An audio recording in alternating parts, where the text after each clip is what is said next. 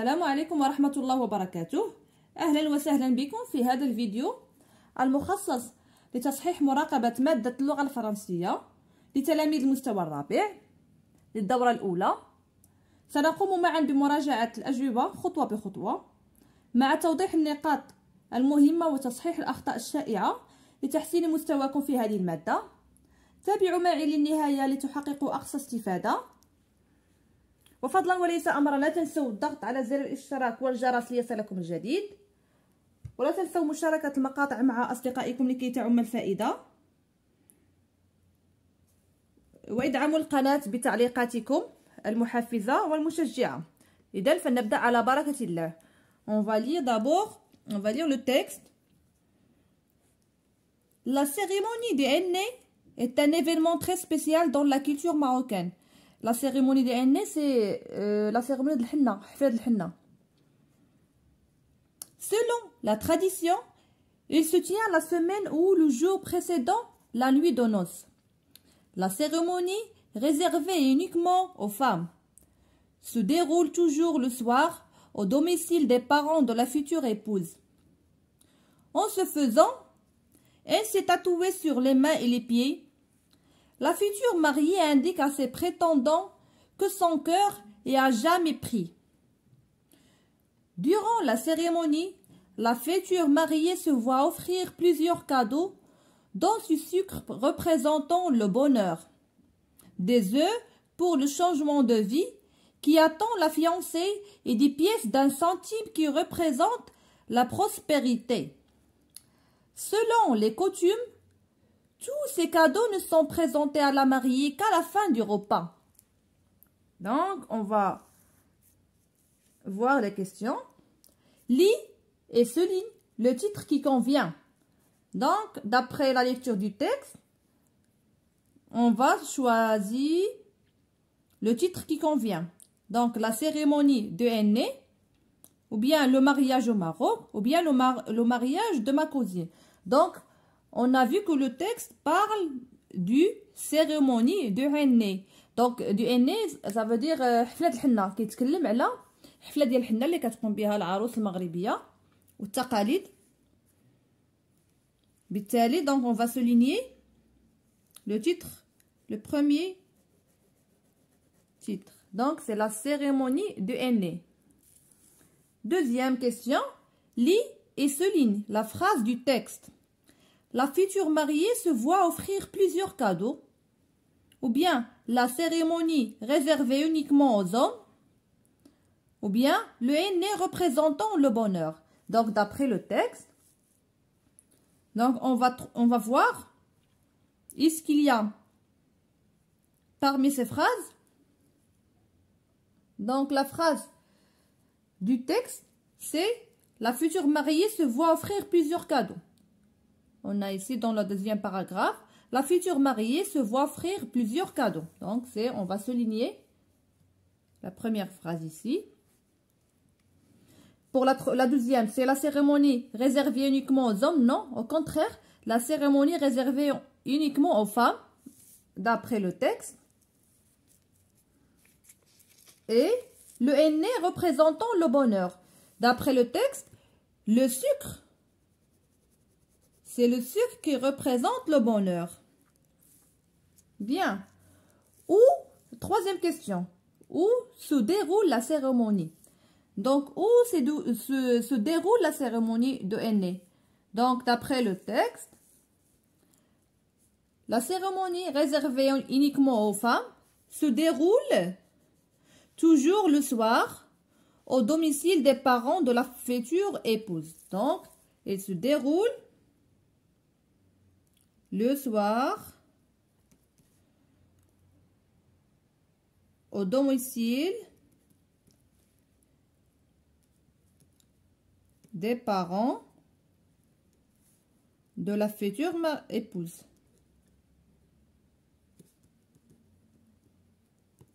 Voilà. Oups, pardon.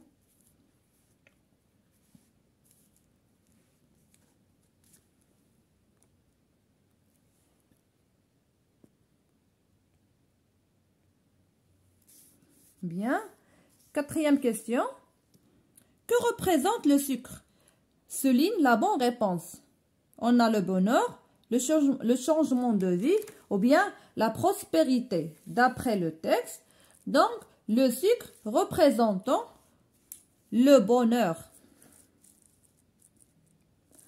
Donc c'est le sucre représente le bonheur.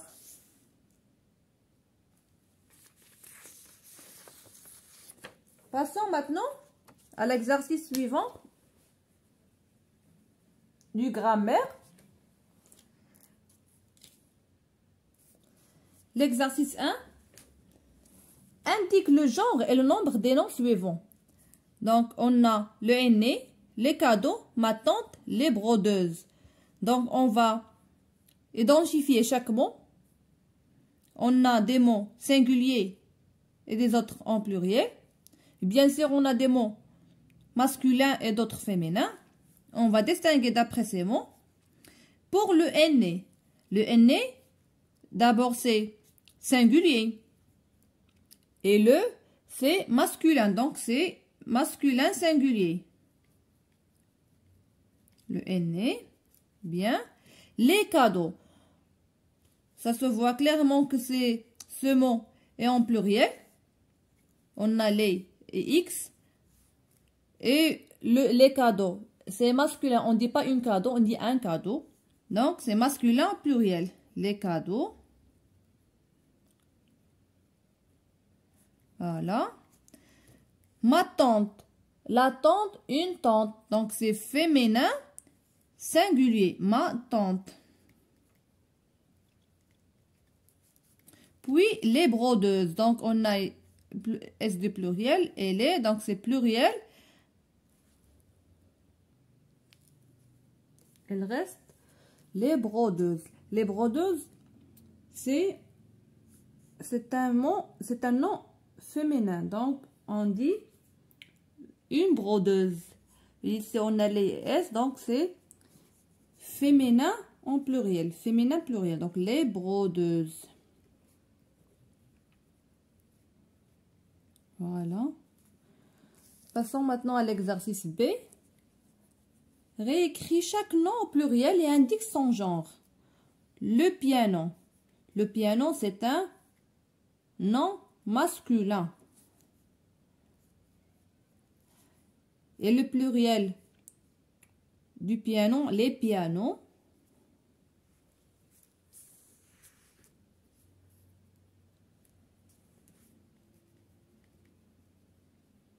S à la fin. On a le cadeau. Le cadeau, c'est un nom masculin. On a le. Et le pluriel du cadeau, c'est les cadeaux. C'est X à la fin. Un garçon masculin. Les garçons, les garçons. Les garçons. S à la fin. Pour la conjugaison, première question. Conjugue les verbes entre parenthèses au présent de l'indicatif. Donc, on a ici plusieurs verbes. On doit les conjuguer au présent de l'indicatif. Donc, pour se préparer à la fête de l'Aïd, les enfants, on a le verbe avoir. Donc, les enfants, les. Troisième personne du pluriel. Donc, les enfants ont le verbe avoir au présent de l'indicatif. J'ai, tu as, elle a, nous avons, vous avez, elles ont. Donc, ont. Les enfants ont de belles tenues traditionnelles. Ils, on a ici le verbe être. Le verbe être au présent de l'indicatif. Donc, je suis, tu es, elle est, nous sommes, vous êtes, elles sont. Elles sont. Donc, ils, troisième personne du pluriel. Elles sont masculin. Donc, elles sont. S-O-N-T. Tout content. La deuxième phrase. La mariée, le verbe danser. La mariée, c'est elle, singulier, féminin. Donc, elle quoi? Elle danse. Donc, la mariée danse. Les terminaisons des verbes du premier groupe au présent de l'indicatif, c'est E, ES, E, ONS, EZ, ENT. Donc, on a ici la mariée, c'est elle. Troisième personne du singulier, c'est E à la fin. La mariée danse avec sa maman. Troisième phrase, on a nous, le verbe donner. Donc, toujours le verbe donner. ER à la fin, c'est un verbe de premier groupe. Les verbes du premier groupe qui se terminent par ER, sauf bien sûr le verbe aller. Bien, donc nous quoi? Nous dansons. Pardon, le verbe donner, pardon. Nous donnons. ONS à la fin. Le verbe donnant. Donnons. Donc, on a, nous donnons les dates et le lait aux mariés. Bien, on a terminé l'exercice A. Passons maintenant à l'exercice B.